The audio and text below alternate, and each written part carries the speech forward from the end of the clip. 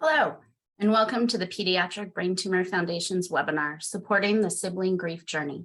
My name is Heather Held, and I'm the Director of Family Support for the Pediatric Brain Tumor Foundation. We are honored to have you joining us today for this important webinar, and we are grateful to Kate's Club for their partnership today. Before we get started, I just have a few guidelines to review. You are muted for this webinar and your video is disabled, but we welcome questions during and after the opening remarks. Please type your questions into the Q&A feature found at the bottom of the Zoom window. We will not get to every question, but we'll try to answer as many as possible. Liz Carson has been with Kate's Club for over 7 years. As the State Outreach Manager, Liz manages community and school-based programming, including professional trainings, grief education for children, grief education for parents and caregivers, support groups for students, and crisis response. Liz has a Master of Social Work degree from Florida State University, is trained in youth mental health first aid, and has worked with the National Alliance for Children's Grief to create a committee for school-based grief programming and resources for schools to better support bereaved students. It gives me great pleasure today to introduce to you Liz Carson from Kate's Club. Hey, Heather, thank you so much to the Pediatric Brain Tumor Foundation for having me here today to talk a little bit about supporting sibling grief. I know that there have been a lot of requests both for information about sibling support as well as about grief. And so I'm really honored to be here today to talk about those topics combined. Go to the next slide. A little bit of background information about Kate's Club. We have been around for nearly 20 years. We are an Atlanta-based nonprofit organization focused on empowering children and teens facing life after the death of a sibling, parent, or other caregiver. And our vision is a world in which it is okay to grieve. So when we talk about grief, we know that there is something really unique, especially about sibling grief. And I thought this quote really summed that up nicely. It says, "For when a brother or sister dies, the children left behind are mourning not only the loss of that sibling, but also the loss of the shape of the family." And so today we'll spend some time talking about surviving siblings as individuals, but we'll also spend some time discussing the impact that a death has on the dynamics of a family. To start things off, I wanted to share some different developmental reactions. We often have parents and caregivers asking us at Kate's Club, what is normal? What is my child being a 5-year-old or being a 16-year-old, and what is grief? Because we know that children, they're not miniature versions of adults. Their grief looks different. We know that any child old enough to love, we say, is old enough to grieve. And so children, when we're looking at really young children, birth to 2 years old, they don't have a concept of the understanding of death. They might not have words for feelings, but they are aware of an absence. They notice those changes in routine and family emotions. They might be missing that contact, the sounds, smells, sight of their loved one. And some behaviors we see at this very young age include changes in sleep, biting, thrashing, crying. And so in terms of what can be done to support at this very young age, maintaining physical contact, routines, including child in family gatherings and the mourning process, and above anything else, just being gentle and patient, knowing that there might be, again, those changes in those sleep schedules and things like that. So patience is really, really key, and not just with your child or with your children, but also with yourself. As we get into 3 to 5-year-olds, that preschool age, there still is not, they understand that the person is not there, but we see a lot of times not understanding the permanence of death. So questions like where did they go? When are they coming back? Can we go visit them, are very common at this age. And it can be really difficult for parents when those questions are being asked again and again, to be asked every day, where is my brother? Where is my sister? When are they coming back? Especially in circumstances where the sibling may have been in the hospital. So maybe they were gone from the home many times before and typically did come back. There may be a lot of confusion.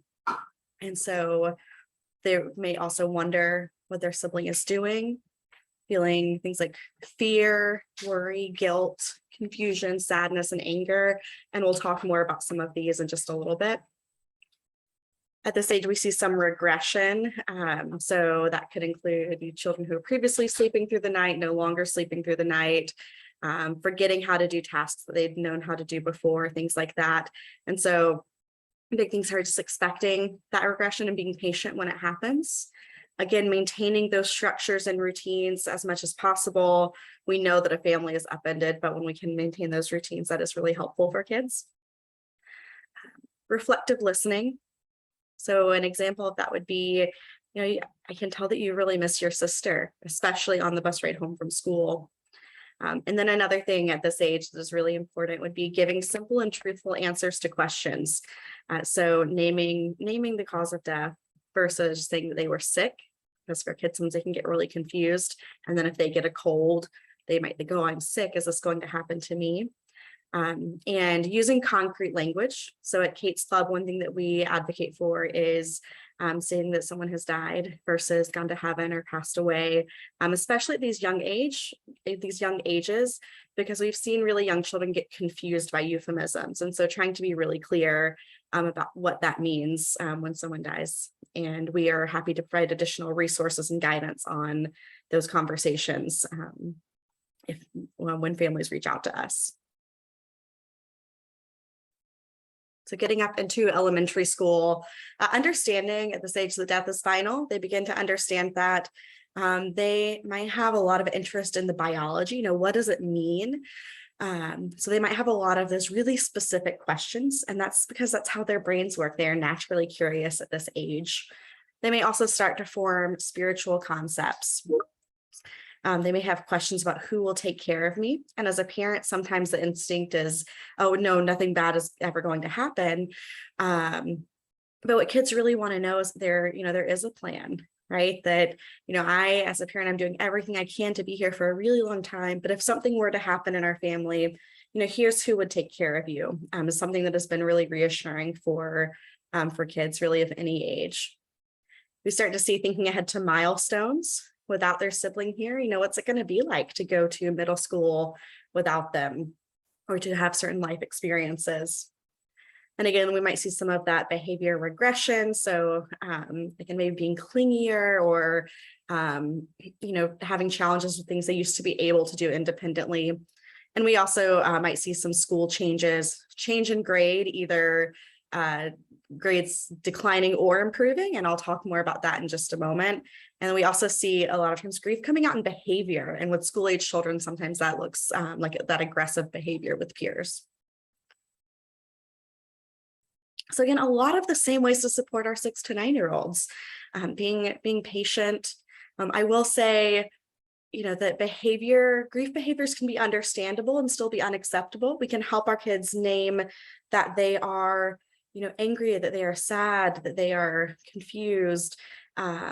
And it's still not okay to hit someone else, for example. We still have to be respectful of other people's personal space, things like that. So helping encourage different outlets, whether that is through music or play or another activity.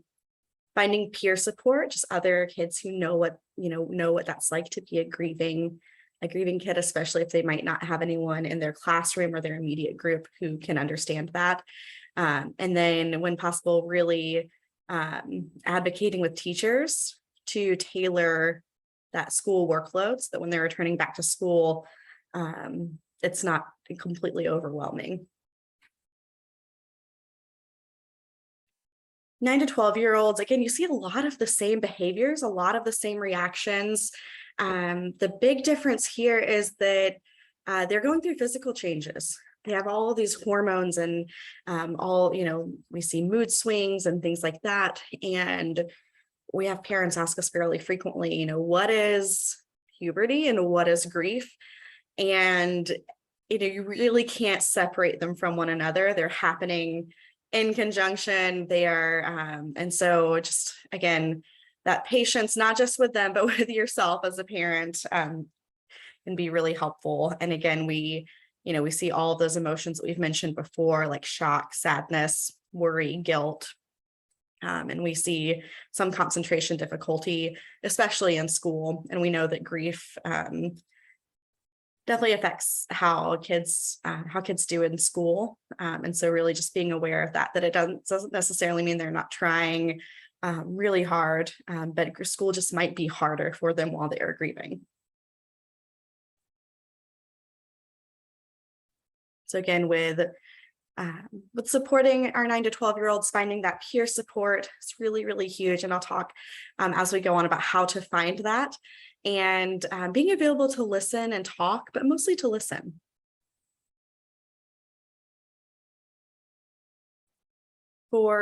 This is just listed for teenagers, but really at any age, you may see children think that their thoughts or actions caused the death.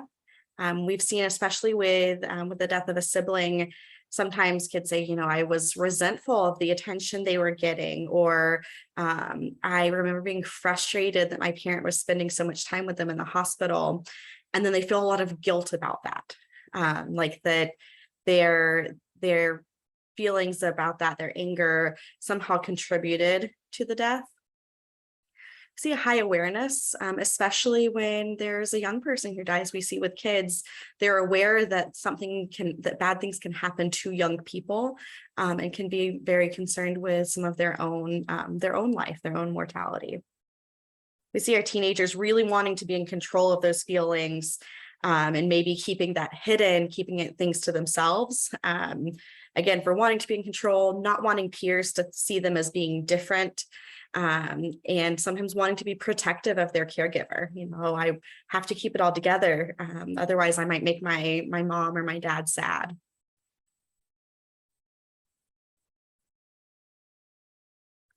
So just knowing that, that hidden feelings are okay. They don't have to talk about everything. That said, if there is a concern that they're of harm, whether that's harming themselves or engaging in risky activities, that's when we really want to identify outside support, things like individual counseling, other support systems. And again, finding that peer support and encouraging them to find ways to express themselves through different outlets, and knowing that, of all ages, not everyone expresses their grief through talking. And that can be really hard if that's your natural inclination, is that you want to talk about it.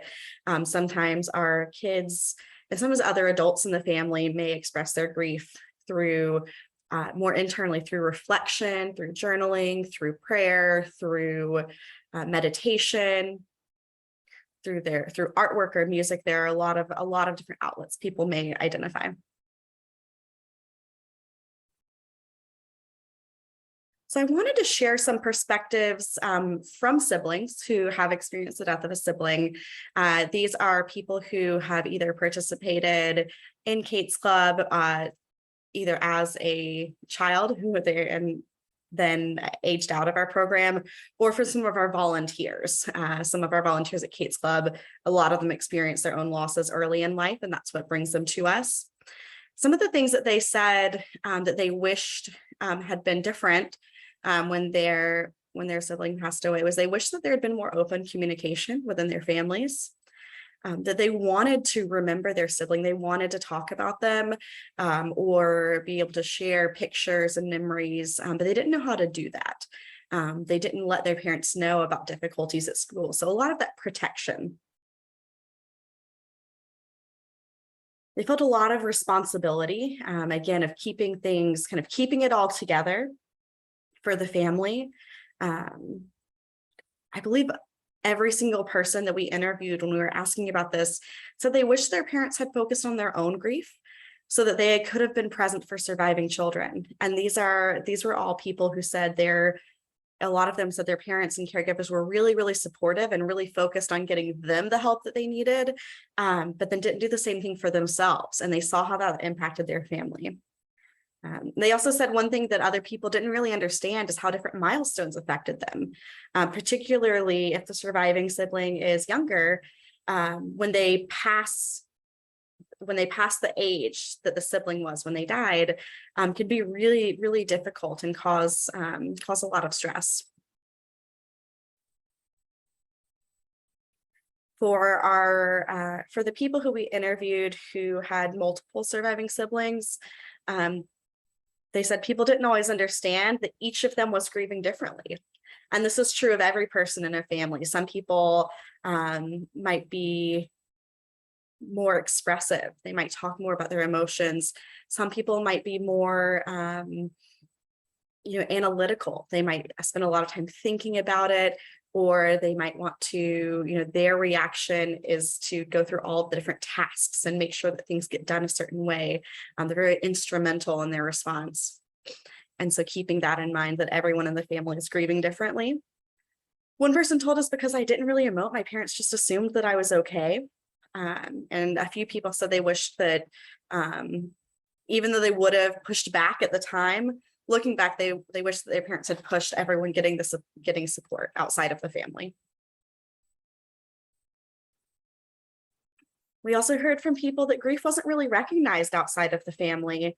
One thing in particular that we heard was anytime someone asked them about their sibling, the immediate question was, and how are your parents doing? And so a lot of our bereaved siblings, felt like their own grief was minimized because the focus was on the adults in the family. And they said they just didn't talk about it for years.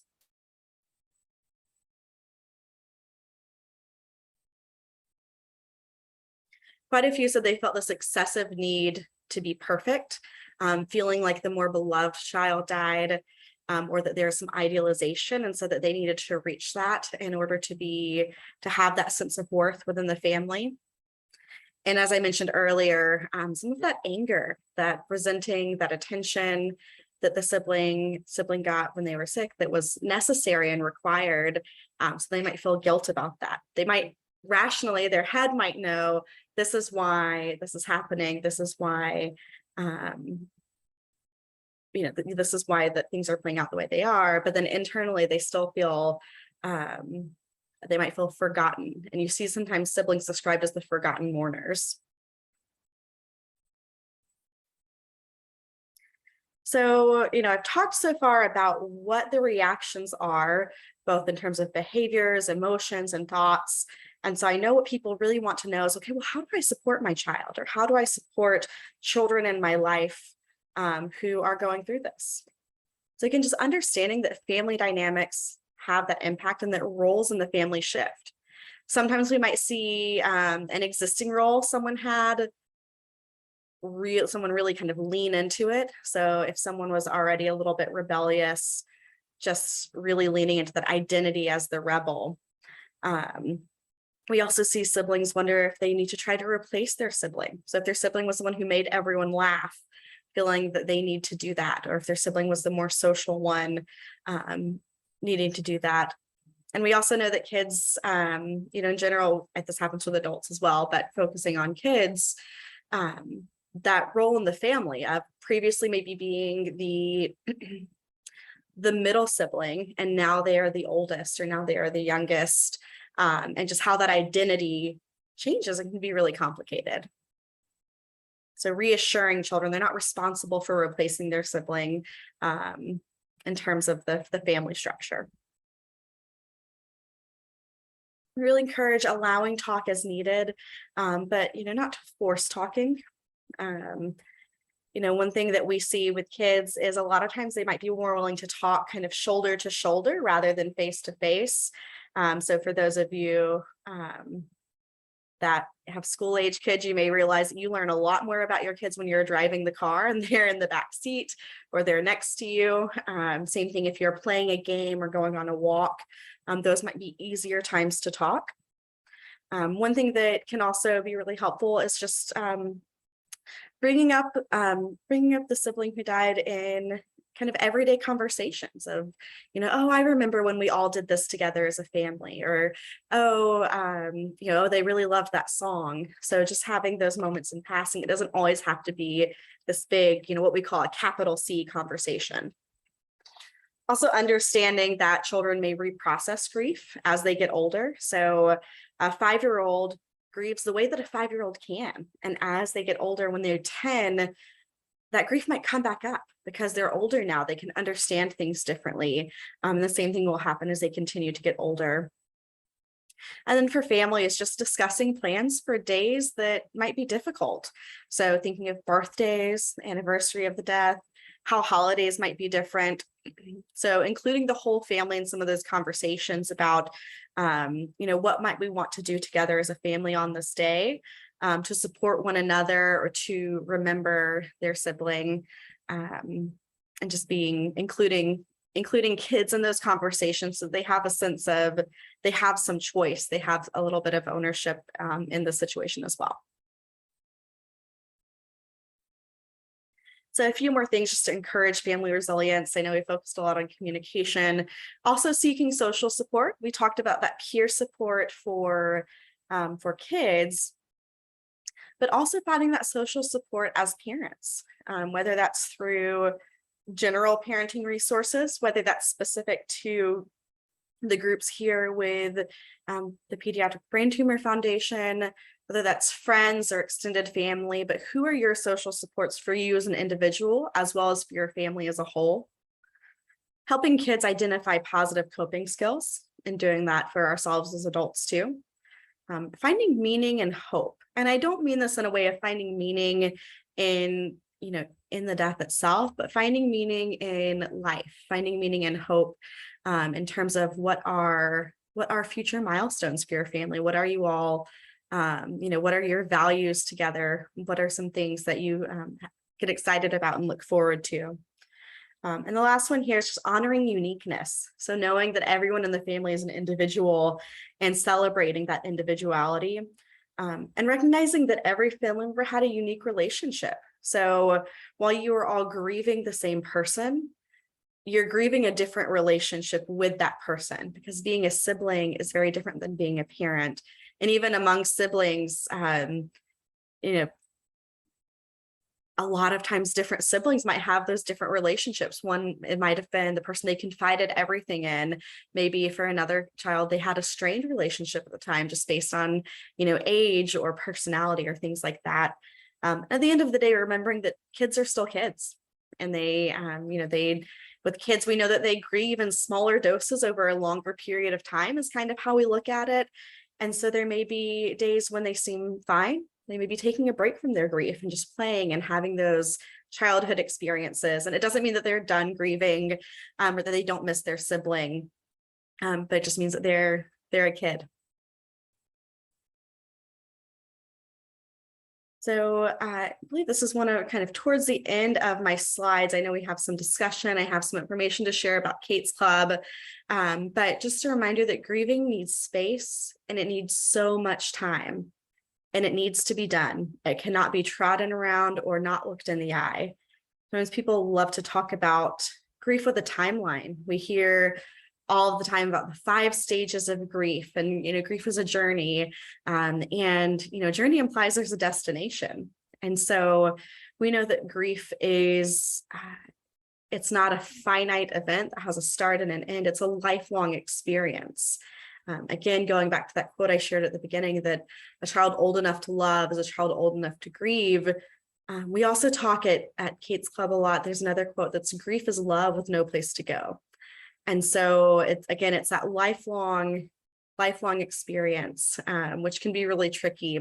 We have families ask us sometimes, if you can just tell me when I'll feel better, to which, our response is, we would love to be able to tell you that.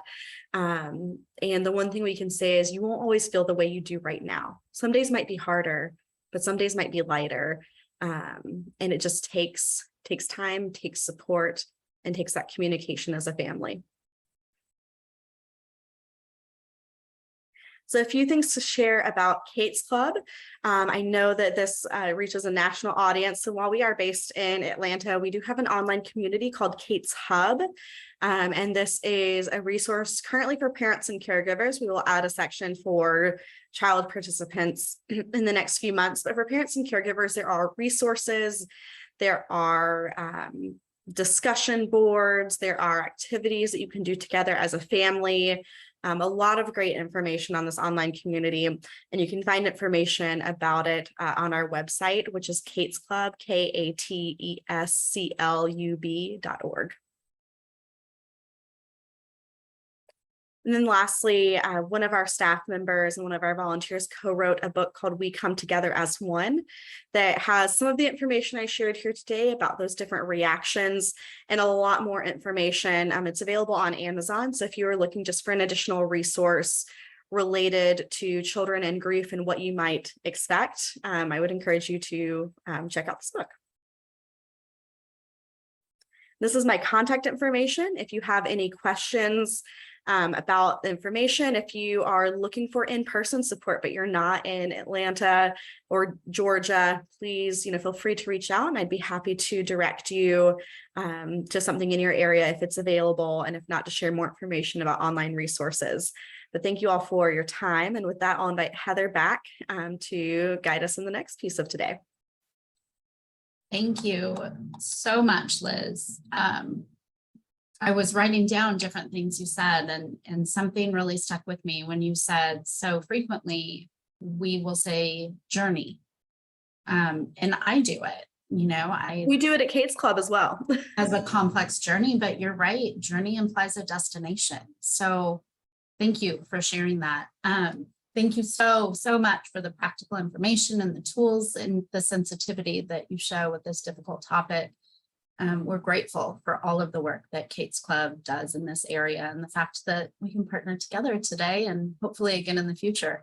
So I'd like to now bring a parent up with you.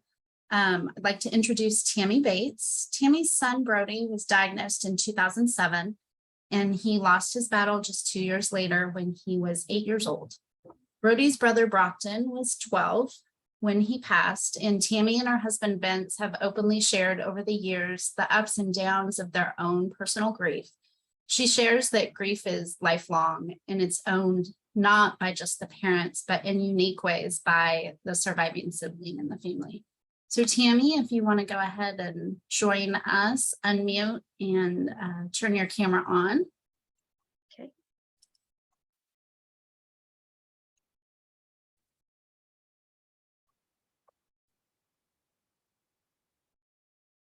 There she is.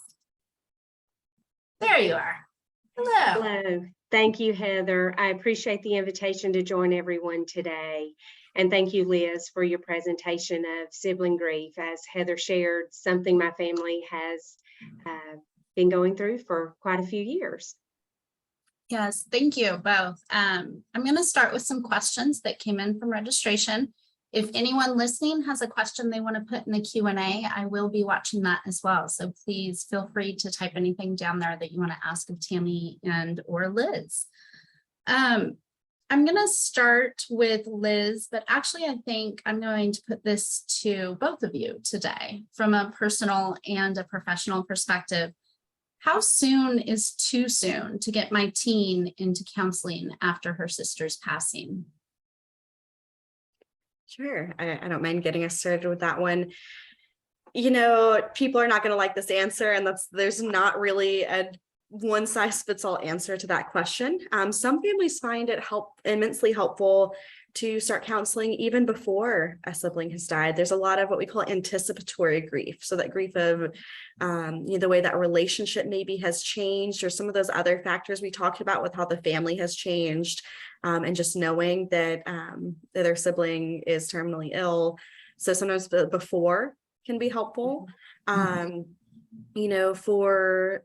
For individual, it might even be within the first few weeks afterwards. Again, every family is different. I'd love to say there's a prescription of here's the exact right way to do it, and then grief will be easier. With group support, we sometimes realize that a little bit more time is needed. So for example, at Kate's Club, we really encourage families to wait to start coming to our programs until about 2 months after the death. The reason being is that before then, it's just too fresh, it's too raw, and being in a group of other people can be really overwhelming and make it harder to come back. That is unique, I would say, to a group experience versus to individual counseling, which again will vary from family to family. Tammy, I don't know if you have any other insight on that. Yeah, Liz, I think you're exactly right. It is personal. My family, we started some counseling as a family when Brody was sick, and we continued it after he passed away.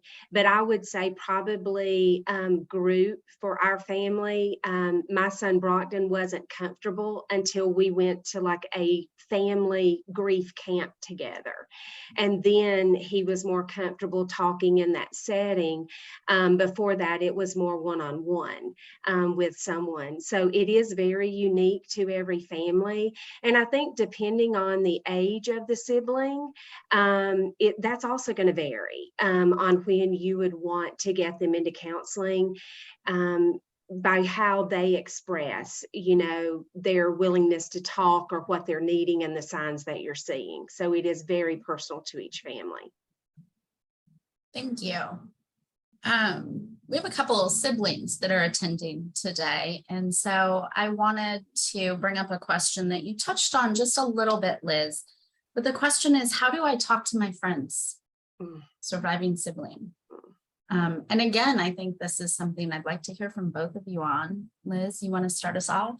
Sure. So I'll give kind of two perspectives. One, how do you as the grieving sibling talk to your friends? And then also, just in case anyone else is watching, how do you as a friend support your friend who is a bereaved sibling?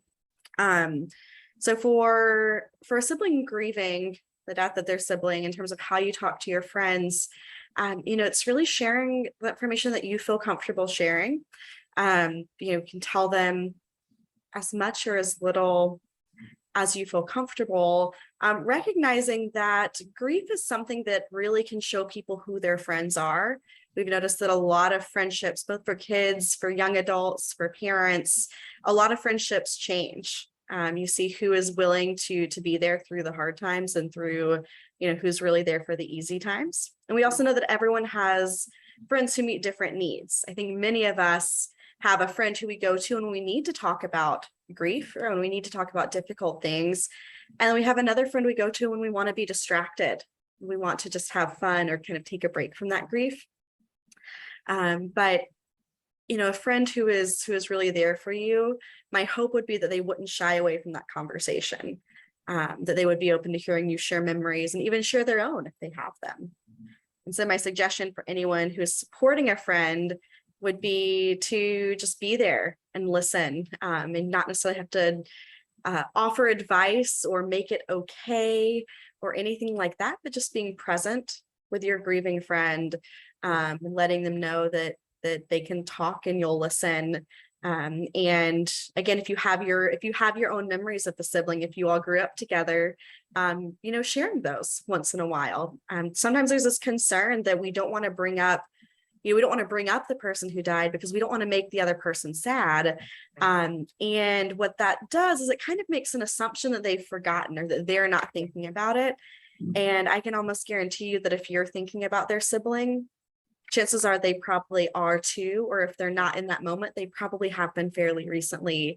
And it can be just really meaningful, especially to hear things about their sibling from someone who had that different relationship with them as a friend or who knew them in a different light. Mm-hmm. I'm going to speak from a parent perspective of actually helping, Brockton and watching him experience that after his brother's death. For him, right, it was, he had a close friend and the friend did not know how to handle the death. They were both young, right? They were 12, already dealing with a lot of emotions, Liz, as you shared in your slide presentation. And so for my son, he experienced, getting himself to a vulnerable point and that friend not knowing what to do with it. And then the friend couldn't handle it. And so it was the abandonment. So you have to be prepared as parents to navigate that it could go either way, because just as our children are children, their friends are children too. And sometimes they don't know how to receive that, and they don't know how to be that comforter. And so their mechanism of protection is fleeing. And so for my son, it did make him not shut down totally. I will not say that, but I do think that he gave some space, and it took him some time to want to openly share again with someone close to him. Just because of that, experience. But those are also things that our children experience just navigating life. And so we have to help them, through those feelings. But it can go either way. And so I think as a parent, the lesson for me was, right, I experienced it as an adult and my son experienced it as a child. But we always encouraged each other to still talk to our friends and share, and to share your feelings openly. And I think that's what helped us. Thank you. Thank you both. Tammy, it's interesting that you've said your son was a child and his friends were children too. Mm-hmm. So that's processing life as a child, we all know brings its own unique challenges, but then to add in how to support a friend with grief. Right. This is one that came up a couple times, and I don't know that there is a right or wrong answer, but Tammy, I'm going to throw it to you as someone who had a young man at that pivotal age, almost a teenager. How do you differentiate between the normal teen moodiness and the expression of grief within your child? Oh, yes, that is a good question. I don't know there's a right answer, but it is, Liz, I heard you touch on this several times in the presentation, right? Being that active listener and watching for the signs and the communication that they're giving us. And I do think that is the key to it. For us, it was balancing as a parent, not throwing everything out the window, right? There was no boundaries. He was heading into being a teenager that comes with its own challenges, and not masking all of that as, oh, well, that's grief, I'm going to let him have a pass. So I think for us, it was important to have those boundaries, healthy boundaries. But for another thing that over time we started realizing is that his emotions would come out at key points, right before a holiday, right before a special milestone, a birthday, or some other date. I can remember when we were in the brain tumor journey, we would have this anxiety before a scan, right? It would be what we call the scan anxiety. In grief, we as a family have felt the same thing, and it's kind of that milestone anxiety. And we would really see, especially in his teen years, that he would either be very withdrawn, or he would be very moody and temperamental, as if he was just wearing his heart on his sleeve all the time.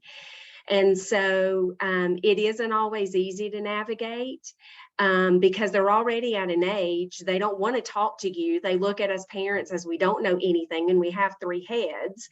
And so trying, to identify what's grief and what isn't, it is a challenging thing. But just listen, be there and know that as many emotions as you're experiencing, it is way amplified for them because it's the age that they are and what's happening just internally in their bodies. Liz, you may have something else to add or something different. Well, one thing that just came to mind as you were talking about how they're at that age where, they don't really want to talk to parents and things like that. They turn to peers. it just comes to mind that especially for kids who are close in age to their sibling who died, that they may already be having, that, teen angst or stress with school or friends or whatever it may be. And their first response maybe would have been to go to their sibling. Yes. And so thinking about how that can even intensify that grief of, oh, I'm having a hard time and I can't talk to the one person I really would want to and feel comfortable talking with. Yeah. And so just keeping that in mind too, that it all, there's a lot of layers. That's right, Liz, and that very much happened with our son, Brockton. And I will tell you, that was a time that he wanted to go to counseling on his own. He wanted the one-on-one person he could talk to that wasn't mom and dad. That he could just be open with. And sometimes as parents, I think we can take that a little offensively as, what, you don't want to talk to me?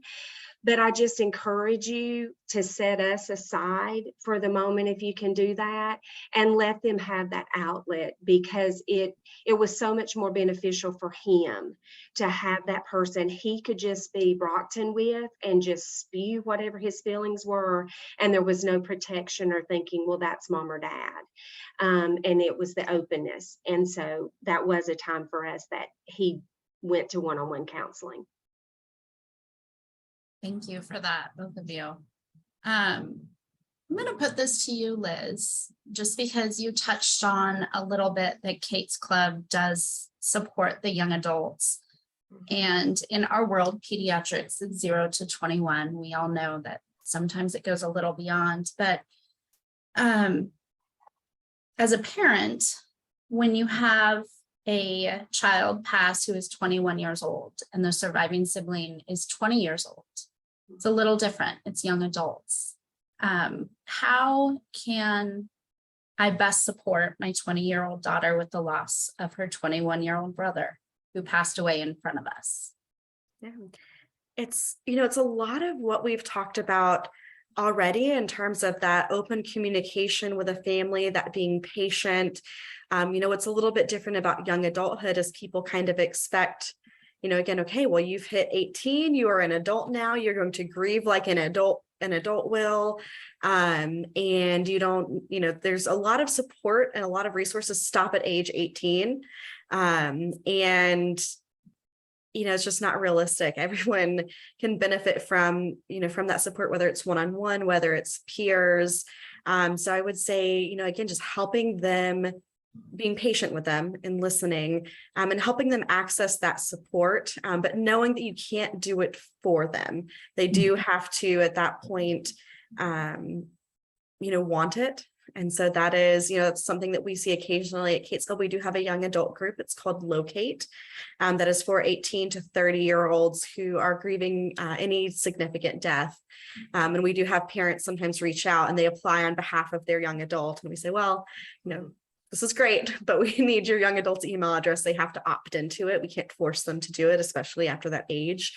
But, by and large, again, that communication and, and understanding that in addition to the grief, young adulthood is a very transitional time. And again, going back to that close in age relationship of not having that, also that grief, not just of their sibling, but of all of the things that come along with it, having that go-to person to navigate the stage of life with, that confidant, things like that. And I also know for many kind of late teens, early 20s, that's sometimes when sibling relationships can be kind of difficult. And so if the relationship was maybe strained, knowing that there may be some of that guilt or regret too, in terms of some of those final moments or looking back over the course of that sibling relationship. And Liz, I would add, I've seen as my son's now, right? He's a young adult and continuing through grief. Now I see him where his mind is shifting more to adult thought process, right? Like us. And Mhm. so processing things through that lens, he's still dealing with grief. He still reflects on it, but he is definitely thinking about a lot of things differently. And I think as a parent, what my husband and I have found is listening for those keys, those key words he may say, or the way he may ask things. And it's deep back to grief thought that's rising. And he doesn't necessarily want to say that, but that's how he's processing it now in that young adult mind. And, that's just another layer to help them navigate and do it healthy, because in young adult, I think sometimes is where we can see the not so well coping skills. They don't have the good decisions in the cope when they're feeling that grief, and it's in those young adult years. And so really trying to listen for those indicators and things they may be asking in a roundabout way, and thinking about it not so surface but a little deeper, has helped us. And knowing too, a lot of times young adults are, especially if they move away from home, they're no longer with their support system of friends and family that they had before. And you're absolutely right, Tammy, that we see some of those impulsive decision making and things like that with our young adults. They say that the human brain is not fully developed until around age 25. And so just something else to keep in mind, especially when you're having those moments as a parent and you're thinking, okay, you're 23. What is going through your mind? Yeah. Just remembering Yeah. it's still, all the pieces are still coming together. Yeah.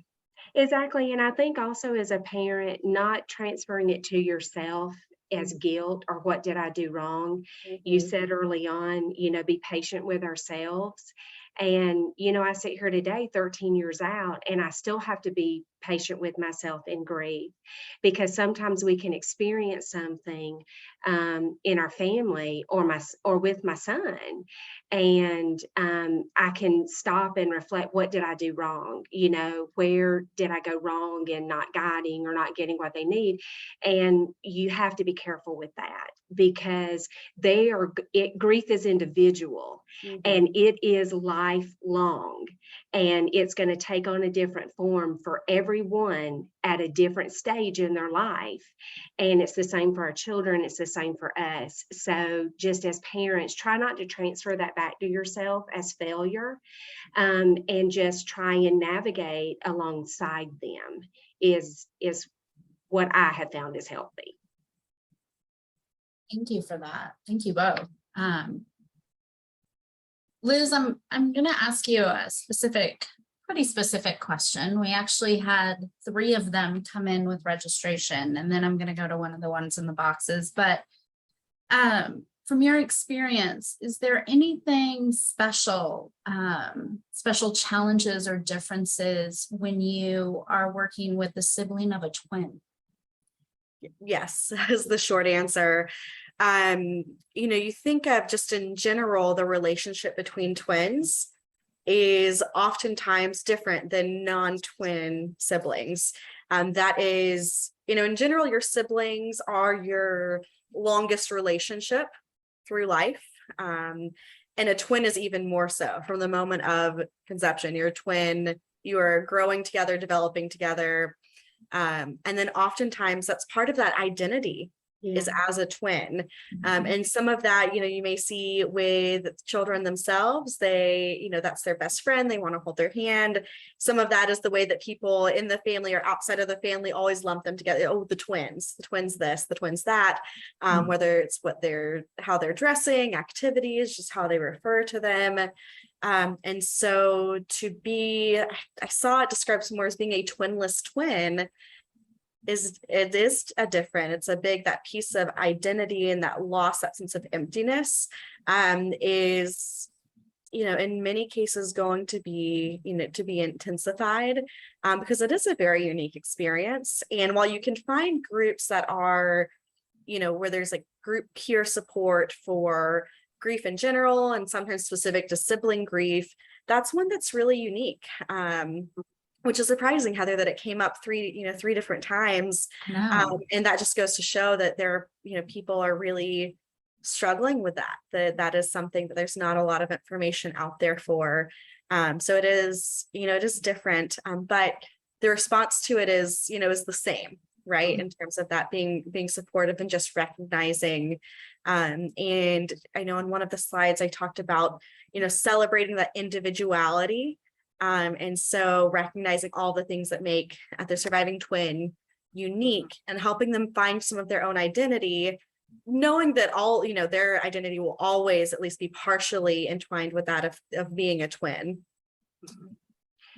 Heather, I wanted to add, this isn't regarding a twin, but a unique level that we had in our family dynamic was our oldest son was adopted.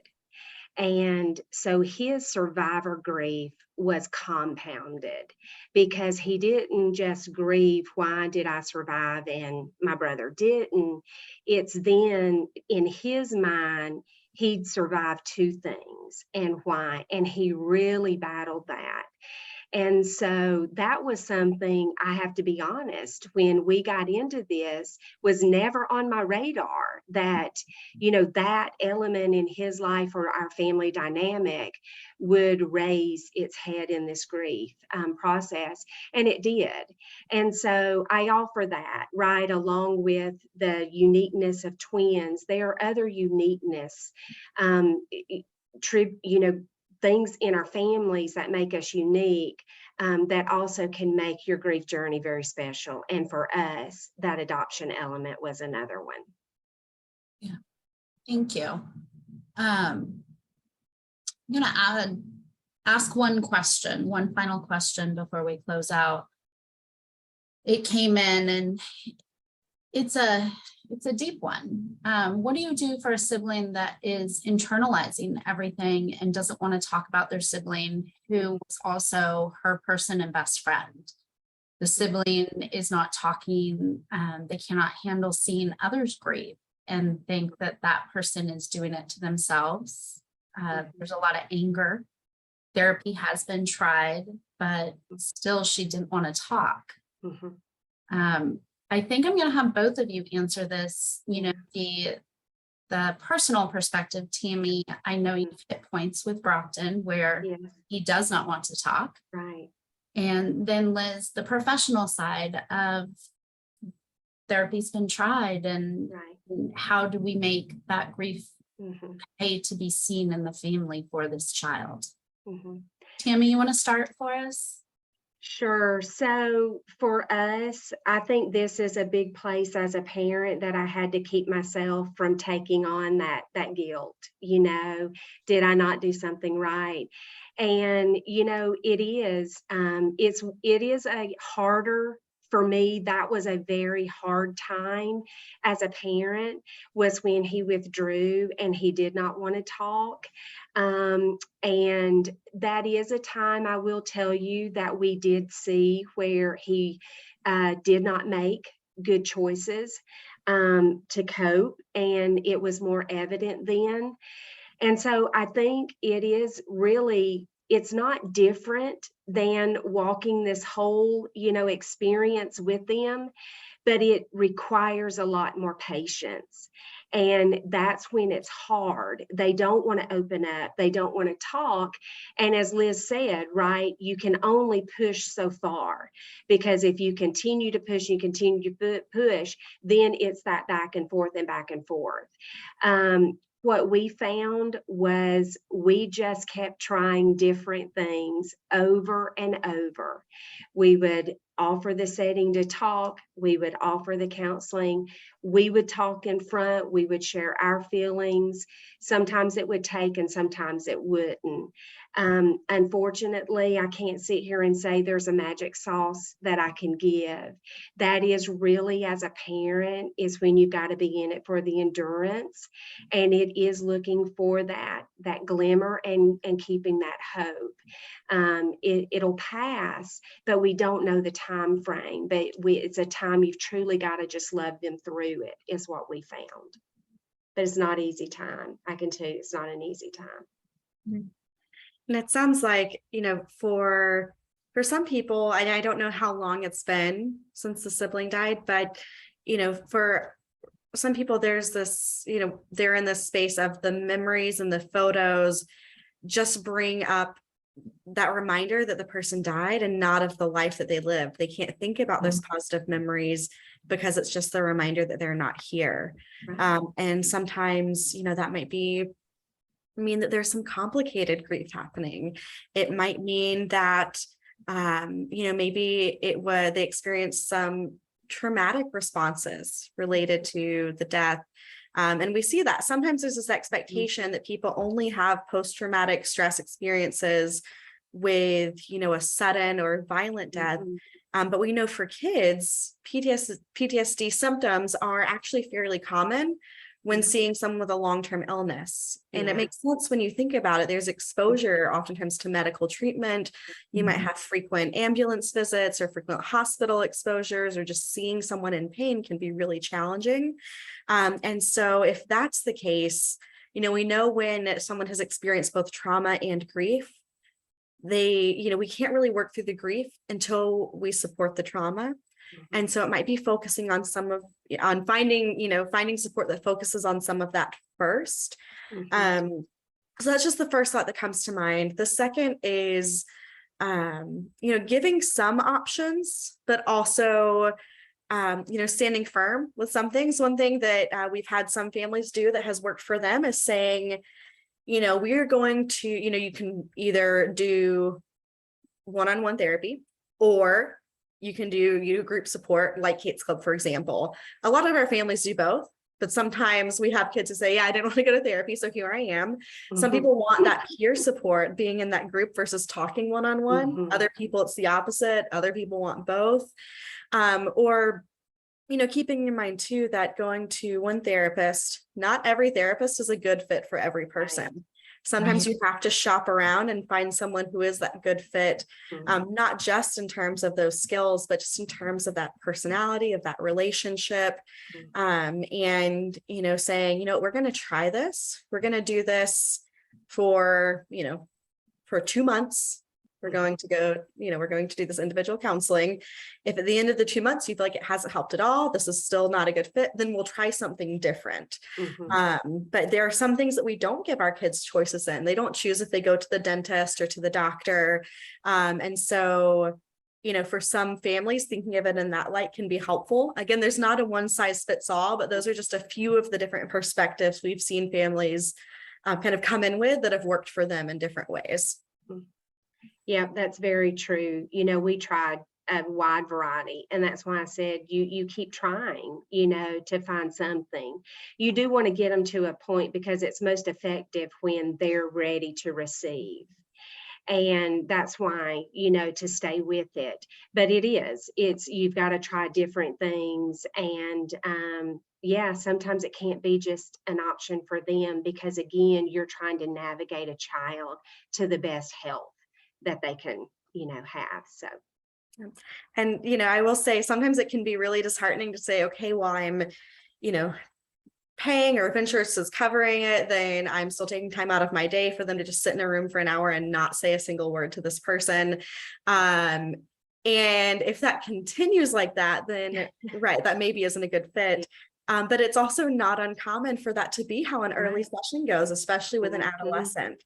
And so anyone who really has experience in working with those adolescents, those teenagers and preteens, my guess is that they've had similar people they've worked with in the past, and they have that patience. And so, also being open with a therapist and saying, hey, like, what do you think? What's your opinion?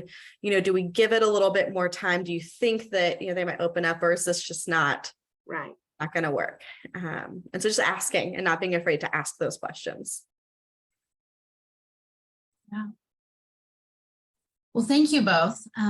We've come to the top of the hour. Liz, I want to thank you so much again for the work that you and Kate's Club do on a daily basis, and for taking the time today to share so much with us. And thank you, Tammy, for lending a parent's voice to the conversation. We know that grief is a very difficult path, and something we recognize that you and our other families experience on a daily basis. So thank you for being so open today.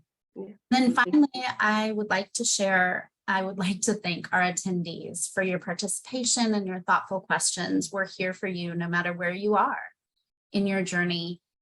We do have other grief support through our peer-to-peer mentor program with other bereaved parents that you can be matched with. And we also have bereavement group support. So if you are interested in either of those, please reach out to us. You'll see our contact information on this slide. We will be sending out a link to the recording of the webinar within the next week. And we'll also send you the slides at the email address you registered with. So you'll have the contact information for Kate's Club as well as for us. Thank you all so much and have a good afternoon.